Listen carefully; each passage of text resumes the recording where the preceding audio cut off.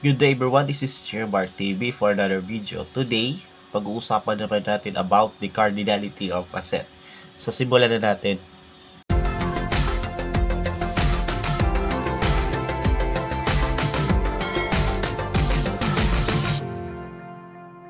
Okay, so pag-uusapan naman natin ngayon about the cardinality of a set. So, na-discuss po natin yung well-defined sets, yung uri ng set kagaya ng finite, infinite, tapos empty and universal set. So, kung di nyo pa napapanood yung videos na yon, mangyari na panoorin nyo muna. Okay? Ayan po. Now, pag sinabing cardinality, no, guys, the cardinality of a set refers to the number of elements in a set. Okay? So, pag sinabi daw na cardinality, ito yung tumutukoy doon sa number of elements na makikita sa isang set. As simple as that, ano po? So, to get the cardinality of the set, no, simply bilangin mo lang kung ilan yung elements doon. Okay? The cardinality of set A is denoted by this notation. So, meron tayong n. So, ibig sabihin, ayan po yung ibig sabihin nun, yan yung number of elements na makikita sa given set. So, ibig sabihin, number of elements sa set A. Okay, that is, ang tawag doon ay cardinality. So, this is the cardinality of set A. For example, no, magbibigay ako ng given set like 1, 2, 3, 4, 5. Okay, so this is the set, no, naka-enclose siya with braces, no, and then yung number of elements ay yung tinatawag na cardinality. So, if we enclose this set by this notation, no, so that we have n, tapos nilagyan ng parenthesis, no, so number of elements of this set, no, so you just count the number of elements inside. Okay, so 1, 2, 3, 4, 5. So therefore, the number of elements of this set is 5.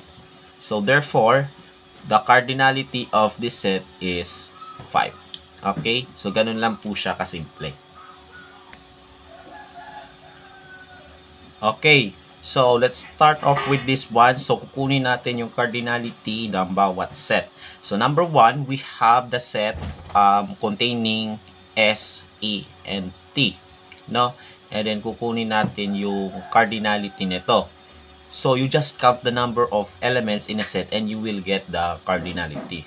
Okay? So, you just count 1, 2, 3. So, therefore, the cardinality of this set is 3.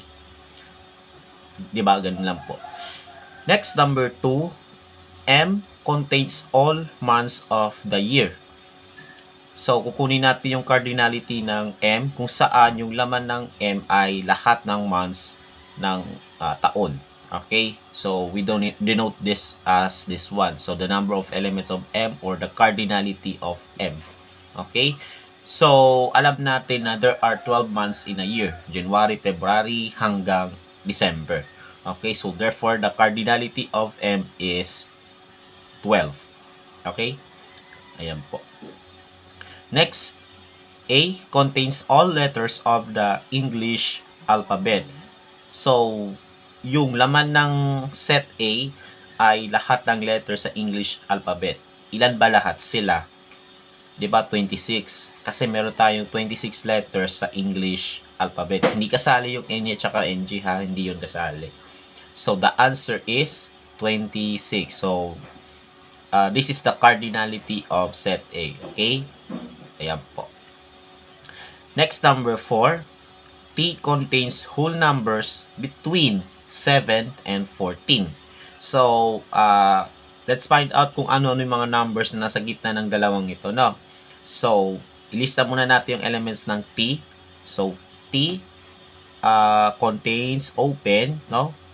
Do not forget kung paano natin sinusulat yung set notation, ano po? So, magsimula tayo sa 8 kasi nasa gitna siya ng 7 and 14. Then, followed by 9, 10, 11, 12, and 13. So, yan lang po yung numbers na sa gitna ng 7 and 14. Okay? Ayan po. And then, saka natin i-close. Okay? So, ilan lahat sila? 1, 2, 3, 4, 5, 6. So, therefore, the cardinality of set T is 6. Okay. Next, number 5. F contains all whole numbers that are multiples of 5. So, we're going to list down all multiples of 5. Pero hanggang saan ba?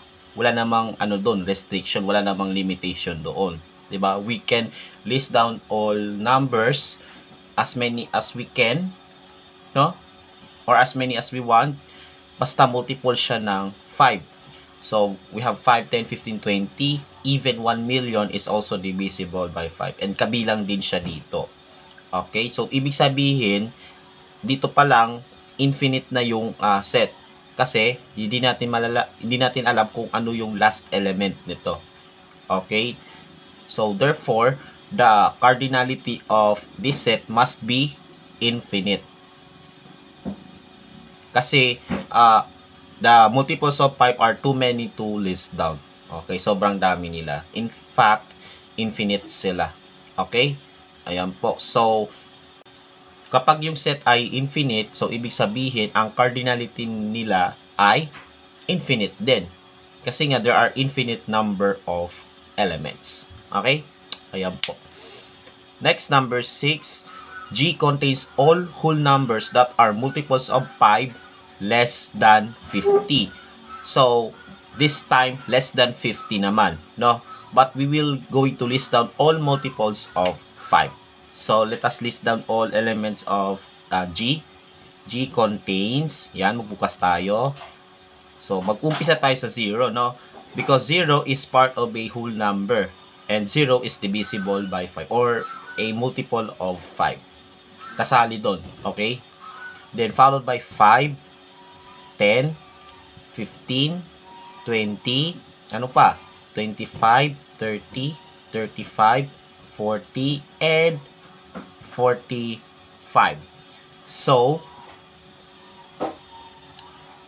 ayan po lahat ng whole numbers that are less than 50, which are multiples of 5 or divisible by 5. Okay, so ilan lahat sila? 1, 2, 3, 4, 5, 6, 7, 8, 9, 10. So, there are 10 elements in set G. So, kapag alam natin yung number of elements or yung cardinality nila, then, finite set. Kasi limited lang yung number of elements. Ngayon, kung ito, halimbawa siya ng infinite set, yung cardinality niya ay infinite din. Okay? Because there are infinite number of elements. Then, how about the empty set? Ano bang cardinality ng empty set? So, the cardinality of empty set, so, pag sinabing empty set, dapat alam natin yung definition ng empty set, no? It is the set that has no elements. Wala siyang laman kapag empty set. Empty nga, di ba? So, ilan ang laman ng empty set? Wala, di ba? So, the answer is 0. Ayan. So, the cardinality of an empty set is 0. And then, last number 8, we have the cardinality of all even prime numbers. So, yun nga, pag sinabing prime, ito po yung number whose factors are 1 and itself. Okay? No one, wala nang iba, ano po. Tapos, even, so the only even number, no, na prime number din is 2. So, wala nang iba, no? So, ayan lang po yung prime number na even number din. Okay? So, the other prime numbers are all odd numbers. So, ito lang po yung even sa kanila. Okay? So, there is only one element in this set. So, therefore, the cardinality of this set is 1. So, that's all for today about the cardinality of a set. So, ibig sabihin po ng cardinality, ayan po yung number of elements na makikita sa set. Okay? I hope you have learned something about this lesson and sana ay nakatulong sa inyo to. Don't forget to subscribe to my YouTube channel for more videos and follow me also on my TikTok account. Stay safe, God bless, and as always, have a great day to all.